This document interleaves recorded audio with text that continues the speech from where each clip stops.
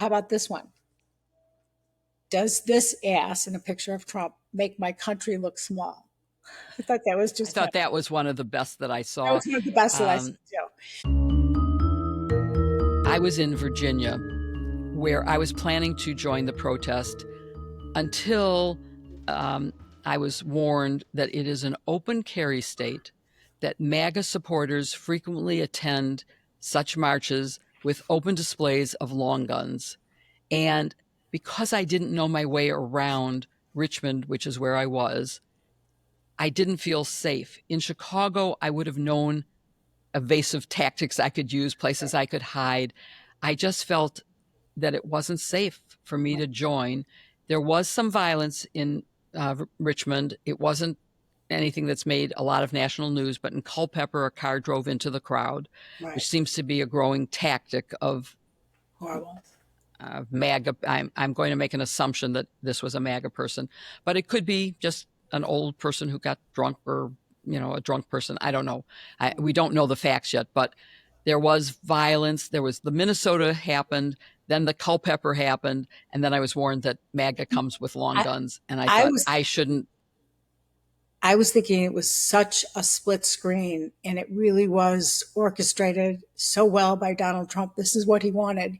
He wanted you to see on one side of the screen a military occupation that screams, one commentator said, commie, hippie, some other terrible words. And then on the other side, a military parade showing patriotic, good, strong, and so that split screen was everything he needed. And then on top of it, if he got like a few, snapshots of burning cars and some altercations, then he's got everything he needs for the midterms to put out there and say, this is, I'm the strong one. I'm the one who's going to save us.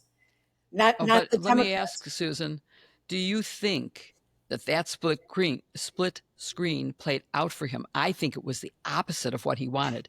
His parade was ill attended. Yes. The protests against him were hugely attended. He looked pathetic and sad and powerless and weak. He Yes. had I've seen a lot of military parades. This was a ragtag group that sort of stumbled and sloughed through it. Wait, so It looked disorganized and yeah, bad. I'm sorry. you It know, didn't look good to me. the reporter Michael Wolff, and he's somewhat controversial, but he always gets these scoops. And I just heard a podcast today, and he said that Hegseth got his head bitten off by Donald Trump. Why? Because the military parade, number one, they weren't in lockstep enough. Number They two, weren't. they looked too happy and they were smiling. Trump wanted a military that looks like, Wow. like Russia, with no smiles on your face and very serious. And so, and He plus, didn't get it. he didn't get it. And he also said he had 250,000 people there.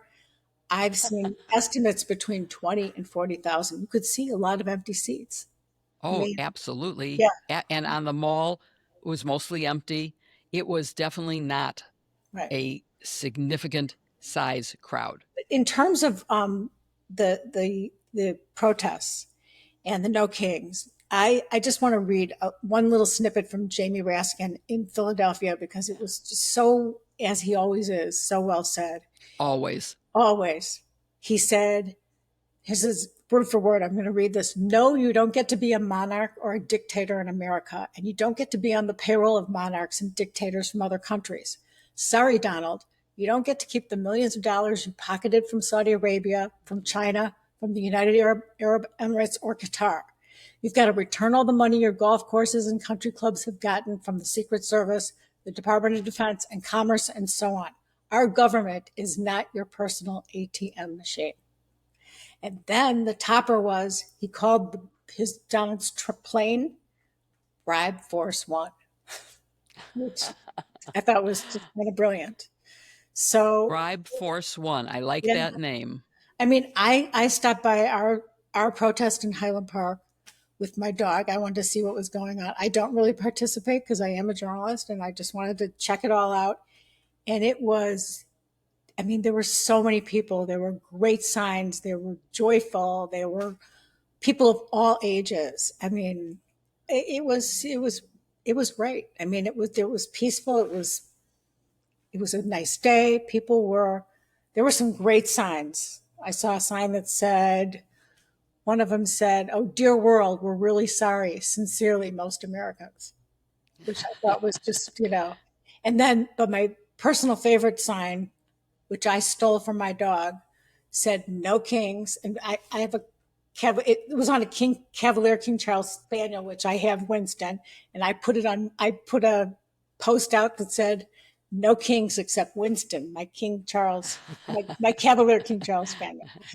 But That was a good one. yeah, people were, someone said democracy dies while Trump lies. Oh, how about this one?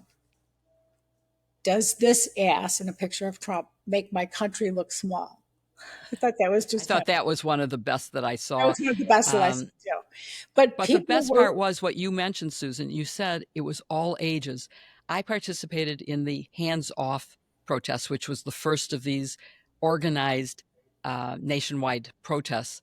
And I would say it was mostly adults, um, up yeah, to people my age. And, and actually, the best sign, although it wasn't really a sign, was on a elderly couple who had gloves, long gloves and short gloves pinned to their coats, and each one said, "Hands off my Social Security, hands off my whatever Medicare." yeah, It was really, really clever, but it was mostly older people. And so I'm really glad that younger people are now seeing the dangers and are starting to participate. I think it's really, really important. Another issue about this military parade, and beyond the military parade itself, but how partisan the military is becoming under Donald Trump.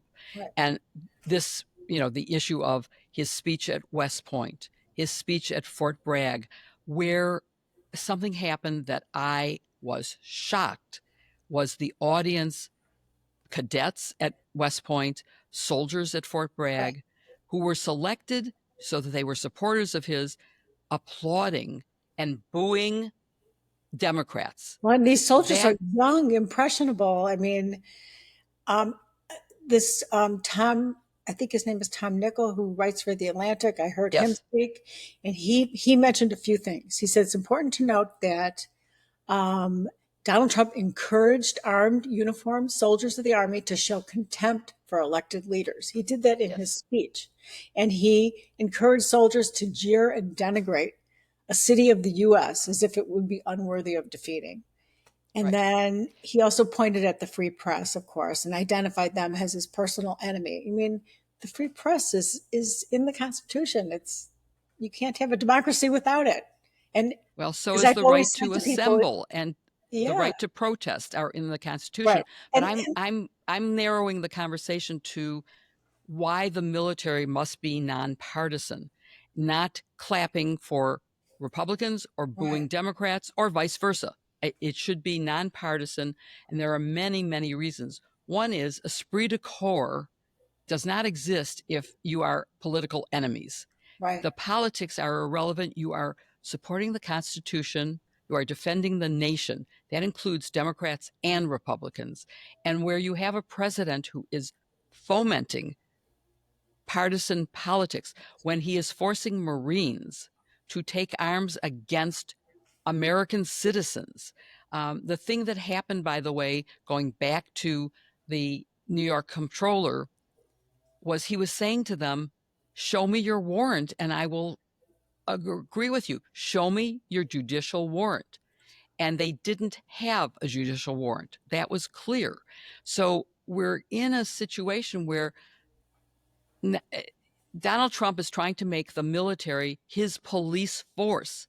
That's what happens in Russia and in And China yet and in Korea, North Korea. he claims the veterans love him. And at the same time, he called them suckers and losers. Remember that? And talked about John Oh, McCain in a very absolutely, disparaging way. absolutely, So, without a doubt. so why do you think, Jill, he's doing this? Why? I mean, there are people that say that he's off the deep end now because he's losing. He's losing in court, and he's losing in the court of public opinion, as is evidenced by what went on this past weekend with 5 million people on the streets. Well, that is, you are right on everything you've said, but it's also because he wants ultimate total control. He wants to be the unitary executive that is not in our Constitution. Our Constitution sets up a very clear three branches of government that are co equal and have oversight over each other. And he doesn't want that. He wants total, absolute control. And he's going to do it whether it takes military intervention as a police force, whether it takes the abolition of our administrative state, which he's working hard to get. These are all serious, serious threats to our government. I just had lunch with a historian who is a law professor. She has a PhD in history and was a lawyer and is now a law professor at the U of C, whose area of specialty happens to be our foundational democracy, pre-Civil War and post-Civil War. But her first two books are really up to 1861. Now she's writing a book that goes past it.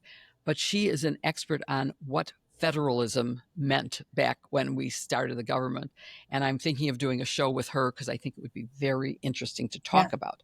So we, when you're talking about Trump, gosh, this leads me to another subject, Susan, which is political violence and the growth of political violence, much of which, by the way, is anti-Semitic. But let's focus first on just the general category Yeah. of political violence. As a reporter, tell me some of the things you're seeing in terms of politically violent activities. Right. Well, we saw the couple in Washington that were gunned down.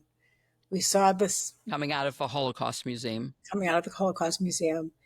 Um, we just saw, I mean, the other day, Melissa Hortman in Minneapolis, and actually, So your son-in-law knows Hartman, right? right. My son-in-law, He Jacob Milner, worked he's from Minneapolis, knew her really, really well.